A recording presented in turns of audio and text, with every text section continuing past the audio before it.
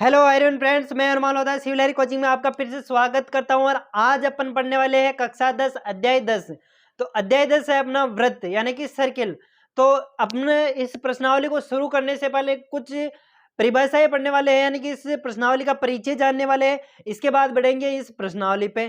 तो एक उसमें कवरी और बता देता हूँ आपको कि जिसको भी अपने बुक के सभी वीडियो चाहिए, चैनल के प्लेलिस्ट में जाके सभी वीडियो प्राप्त कर सकता है। तो आज का चैप्टर शुरू करने से पहले आप वीडियो को लाइक, चैनल को सब्सक्राइब जरूर कर देना और सब्सक्राइब के बटन के पास ही बेल आइकन दिया हो उसे प्रेस करके ऑल पे सेलेक्ट कर लेना, ताकि आपको हर एक नए वीडियो की नोटिफिकेशन आप तक पहुंचती रहे। ठीक है, तो आज ये नया चैप्टर शुरू करने जा रहे हैं। तो जो भी चैनल पर नए हैं तो इस वीडियो को पूरा पूरा जरूर देखना, ताकि इसके जो आपके 4-5 नंबर का चैप्टर है पूरा क्लियर हो जाना चाहिए। ठीक है, और सबसे मोस्ट है कि इन परिभाषाओं को समझ जाओगे तो इस चैप्टर को करने में कोई भी आपको प्रॉब्लम नहीं आने वाली, इसलिए इसको पूरा देखना, वीडियो को लास्ट तक जरूर देखना। ठीक है, तो शुरू करते हैं कि ये चैप्टर किससे संबंधित है और इसकी परिभाषाएं क्या क्या काम में आने वाले। तो सभी मैं बता देता हूँ एक बार परिभाषाएं और सब कुछ। ठीक है, तो वृत्त चैप्टर अपना क्या है, वृत्त। तो वृत्त किसे कहते हैं, सबसे पहली परिभाषा तो यही है कि वृत्त किसे कहते हैं। तो वृत्त बोले तो एक नियत या स्थिर बिंदु से, यहाँ पे बिंदु से समान दूरी पर स्थित बिंदुओं के बिंदु पथ को वृत्त कहते हैं। यहाँ पे बिंदु से लिखा हुआ है, ठीक है, तो आपको बॉक्स की वजह से नहीं दिखाई दे रहा होगा, बिंदु से लिखा हुआ, यानी कि एक नियत बिंदु से। ये क्या है, नियत बिंदु है। यहाँ पे ये ओ बिंदु है ना, एक नियत बिंदु है। नियत या स्थिर बिंदु कह सकते हैं, स्थिर बिंदु या नियत बिंदु, यानी कि किसी स्थिर बिंदु से समान दूरी पर खींचे गए बिंदुओं का बिंदु पथ क्या कहलाता है, वृत्त कहलाता है। नियत दूरी को वृत्त की त्रिज्या कहते हैं, यानी कि ये जो नियत जो दूरी होती है ये, इसको क्या कहते हैं, वृत्त की त्रिज्या कहते हैं। ठीक है, अब देखते हैं। अब ऐसे एक जैसे मैंने वृत्त बनाया, तो वृत्त के कितने भाग होते हैं। जैसे कोई भी समतल है, जैसे मैं बताऊं ये समतल है, इस समतल से मैं एक वृत्त काटूंगा, तो वृत्त काटूंगा इसमें 3 भाग बनेंगे। जैसे ये बोर्ड पे में मैंने जैसे चित्र बना रखा, ये चित्र बना रखा है या ये बना रखा है, ठीक है। तो इस जैसे अलग और चित्र एक और बना देता हूं मैं। जैसे ये वृत्त बनाया मैंने, ये पूरे बोर्ड के क्षेत्रफल यानी समतल पे बनाया मैंने। तो इस जो वृत्त ने ना, इस वृत्त ने 3 भागों में बांट दिया इस बोर्ड को। एक तो अंदर वाला भाग को कहते हैं आंतरिक भाग, और इसे कहते हैं परिसीमा।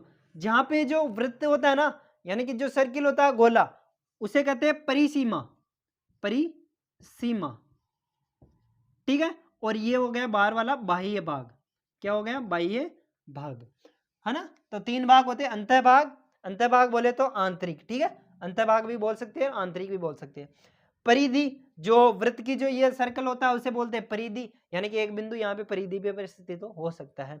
बाह्य बिंदु, बाह्य भाग, सॉरी, बाह्य बिंदु या बाह्य भाग, है ना। बाह्य भाग यानी कि परिधि से जो बाहर वाला भाग है ना, उसे बाह्य भाग कहते हैं। ठीक है, तो अब सेकंड अपना बिंदु है स्थिर बिंदुओं को, स्थिर बिंदु को वृत्त का केंद्र कहते हैं। स्थिर बिंदु को वृत्त का केंद्र कहते हैं। जैसे अपन ने परिभाषा में पढ़ा कि स्थिर बिंदु से समान दूरी पर खींचे गए बिंदुओं के बिंदु पथ को, है ना, समान दूरी से। अब समान दूरी जो एक निश्चित बिंदु तो होना ही चाहिए, तो ये एक नियत बिंदु है, और इसी नियत बिंदु को वृत्त का क्या कहते हैं, केंद्र कहते हैं। जैसे अपन प्रकार की सहायता से ऐसे प्रकार को रखते हैं, प्रकार को रखने के बाद ऐसे प्रकार को रख के और प्रकार को घुमा देते हैं, ऐसे ऐसे गोल गोल घुमा देते हैं। ठीक है, तो जो यहाँ पे जो प्रकार का रखा अपन ने, ये क्या होगा, वृत्त का केंद्र होगा। ठीक है, आगे बढ़ते हैं। जिसे ओ से प्रदर्शित करते हैं ना, मैंने यहाँ पे ओ लिख दिया डायरेक्ट, है ना। केंद्र को किससे प्रदर्शित करते हैं, ओ से प्रदर्शित करते हैं। ठीक है, अब बढ़ते हैं नेक्स्ट अपना है टॉपिक वृत्त की जीवा। अब वृत्त की जीवा, जीवा से भी संबंधित है, इसमें अपन कार्य करने वाले हैं। ठीक है, तो वृत्त की परिधि पर स्थित किन्हीं 2 बिंदुओं को मिलाने वाले रेखाखंड को वृत्त की जीवा कहते हैं। वृत्त की परिधि, वृत्त की, ये वृत्त की परिधि, जो परिधि बोलो चाहे वृत्त बोलो एक ही बात है। ठीक है, वृत्त मतलब वो होता है समान दूरी पर स्थित बिंदुओं का बिंदु पति। ये बिंदु पति तो है, देखो ये बिंदु जैसे पास पास में हो गए, इसमें देखो बिंदु पास पास में हो गए, तो किस रूप में दिखने लगा, ये एक गोले के रूप में दिखने लगा अपन को। ठीक है, तो जैसे ये 2 बिंदु है, ये वाला बिंदु और ये वाला बिंदु, इन दोनों बिंदुओं को मैं मिलाता हूं और इनके बीच में जो रेखाखंड बनेगा उन्हें क्या कहते हैं, अपन जीवा कहते हैं। यानी कि मैंने यहाँ पे परिभाषा ली थी, वृत्त की परिधि पर स्थित किन्हीं दो बिंदुओं को मिलाने वाले रेखाखंड को वृत्त की जीवा कहते हैं। तो ये जीवा होगी अपने पास, ठीक है।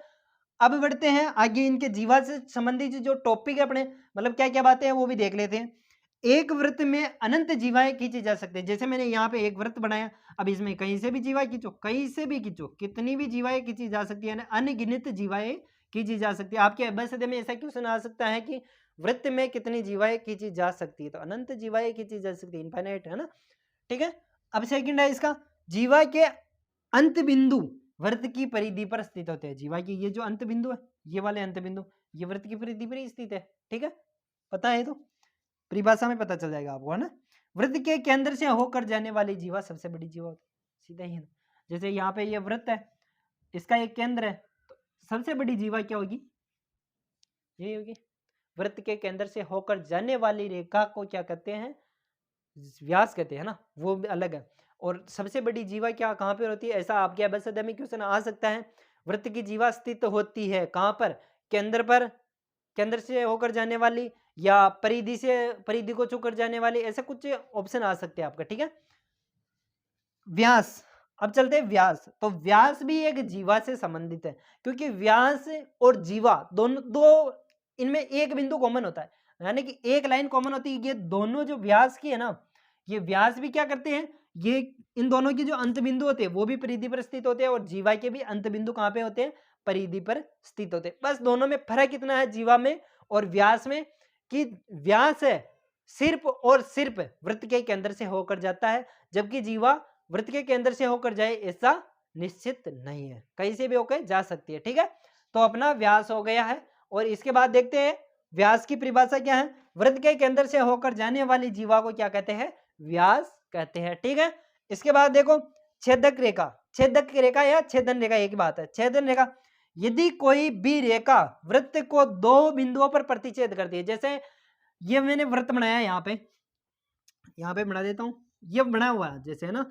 तो इसमें छेदक रेखा यानी कि वृत्त की परिधि को दो बार प्रतिच्छेद करने वाले, एक बार प्रतिच्छेद करती है उसे क्या कहते हैं, स्पर्श रेखा कहते हैं, और दो बार प्रतिच्छेद करती है उसे क्या कहते हैं, छेदन रेखा या प्रतिच्छेद रेखा या छेदक रेखा, ठीक है।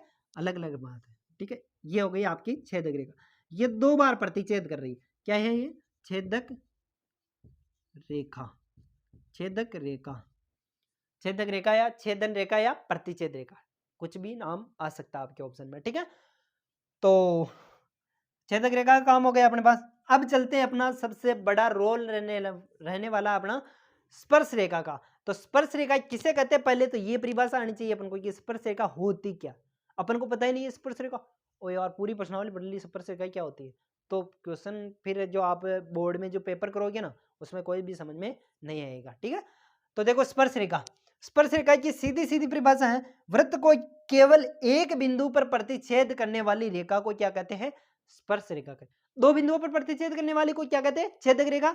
एक बिंदु पर प्रतिच्छेद करने वाली रेखा को कहते हैं स्पर्श रेखा। जैसे ये बिंदु है, ये बिंदु ले लो तुम, तो यहां से जैसे ये जाएगी अपनी स्पर्श रेखा, तो ये होगी अपनी स्पर्श रेखा, ये इस बिंदु को प्रतिच्छेद करती हुई निकल रही है। तो मैं यहाँ पे बना देता हूँ स्पर्श रेखा भी इसी में डायग्राम में।